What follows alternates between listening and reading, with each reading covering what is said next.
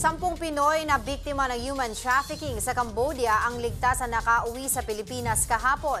Na-rescue ang mga Pinoy mula sa scam hub sa Odarmenche Province. Kaugnay po niyan at iba pang issue, makakausap po natin si Foreign Affairs Undersecretary Eduardo De Vega. Magandang tanghali po ulit sa inyo, Yusek. Magandang tanghali, good afternoon. Pahingi po kami ng update, Yusek. Paano po ba na-discover ang kinaroroonan po ng 10 Pinoy na na-rescue nga po sa Cambodia nitong Holy Week? Well, sila mismo pumunta sa social media, no? Some weeks ago, nagreklamo sa situation nila. Kaya ang Cambodia mismo ang humugot sa kanila galing sa kanilang factory, no? Ang kanilang factory, sabi natin sa Samhab, malayo po yan sa Phnom Penh, sa kapital, ha? Nasa Odarmenche, 9 hours away. No? So, this is not the first time, no? Bago nga sila dumating, meron a few days before, 26. 26 din na ganun din, pero sa ibang factory. So, nga po, paalala sa mga babaeng natin na mag-ingat, dumaan sa proseso bago magtrabaho sa bansa. Meron po ba tayong impormasyon kung may Pinoy po silang recruiter? Well, ang modus operandi dyan, may mga recruiter yan na Pinoy, pero sa online, hindi yan sa agency, puro online.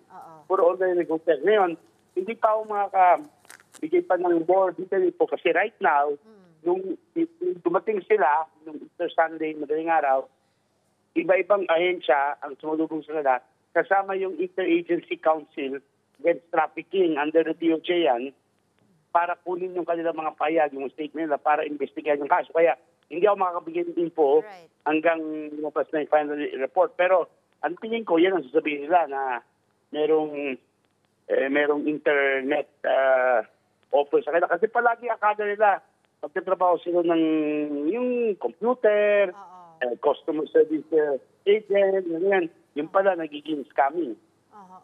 Pero gaano na po sila katagal doon? Ito pong recent na mga Pinoy po, 10 Pinoy na na-rescue po ng DFA. Gaano na po sila katagal doon? At ano-ano po yung mga naging karanasan po nila base po sa kanilang mga pahayag? Medyo bago lang sila, 2000 lang sila dumating doon, no? Mga January lang sila, tapos magka-problema agad. Ngayon, ang problema nila, siyempre, bukod sa hindi sila binabayaran ng tama, hindi man na sinasaktan sila, pero ang hirap ng working condition. Nung nasa police station sila, ang tagal, mga 2 or 3 weeks bago sila binigyan ng authority na yung clearance, no? Ang hirap kasi, kailangan pa namin patalan sila ng pagkain, pati electric fan. Hirap na hirap sila dahil walang electric fan. Ganon. Doon sila nahirapan, no? At saka yung ang isa pa problema nila, ang layo sa kasi buti ko nasa main city ka, no? Doon ang layo, kaya kahit na kung tumakas sila, hindi alam kung saan sila pupunta. Yun yung nagiging problema. At hindi lang sa Cambodia yan, alam natin, pati sa iba't ibang Southeast Asian country, nangyari po na may pangako na pumuntang Thailand, tapos pagdating doon, nilipat. Yung kanila, ang pagka-insurance namin, akala nila sa Cambodia talaga sila magtatrabaho pero normal na work. Pero kung wala kayong papeles, lalabag yun sa deployment rules, no? So dapat parang warning na rin sa mga kababayan natin yun. Pero Yusek, for this year po ba may data na tayo kung ilan na po yung mga na-rescue natin ng mga Pinoy, specifically in Cambodia, na nagsasagawa ng mga illegal, yung mga scam hubs? Hindi ganun kadami sa Cambodia ngayon, no? At hindi tulad sa Myanmar. Sa Myanmar, 200 lagpas. Cambodia, mga 50. Pero magkakaroon pang makakauwi in the next few weeks. Less than a dozen na uuwi na rin, no? So, hindi Cambodia number 1, pero siyempre, ayaw natin na may nata-traffic na kababayan natin. Right, right. But speaking of Myanmar, Yusek, isingit ko na rin po yung dalawa pang Pinoy na nawawala pa rin po dito po sa nangyaring magnitude 7.7 na lindol doon sa Myanmar. Kamusta po yung paghahanap po sa kanila? Meron na po ba tayong mga bagong impormasyon? Opo, ganito po, umuwi na yung ating contingent.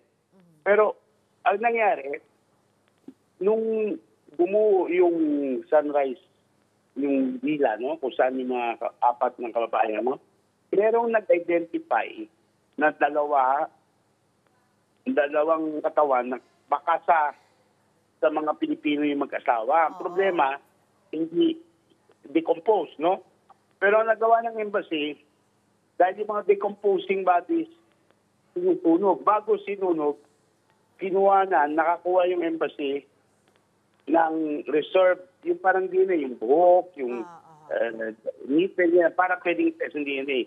So nangyari, Negros Oriental yung pamilya, malapit sa Dumaguete, pinalipad namin nung last week, Martes, bago yung Holy Week.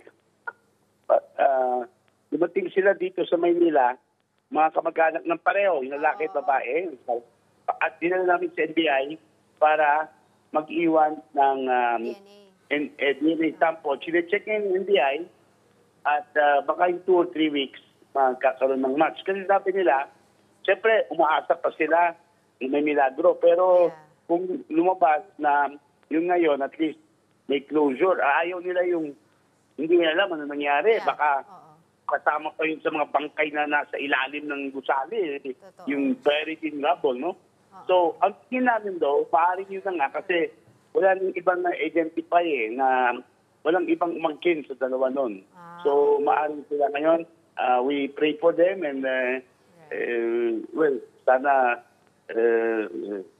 rest in peace, Sana hindi na mangyari to. Oo. Pero Yusek, yung dun po sa unang na-identify, na-confirm na Pilipino po na namatay in that earthquake, yung mga abo po ba nila na ibalik na dito sa Pilipinas sa kanilang kamag-anak? Hindi, kasi ko po, kasi dapat by now napalik na kasi iba palik nga yung abo, Dapat nakabalik na, pa-confirm na namin sa inyo. Kasi umuwi yung contingent. Umuwi yung ating pagdili. Dapat kasama nila yung abo sa urn, So, we'll confirm that, We'll verify that. Kasi ayaw rin masyado ng yung pamilya na masyado may publicity, ayaw rin masyadong publicized. Pero tama, mabuti na tanong mo para ma-check kasi matagal na rin. Ito. Alright, sige, maraming salamat po sa inyong update, Yusek Eduardo de Vega ng Department of Foreign Affairs.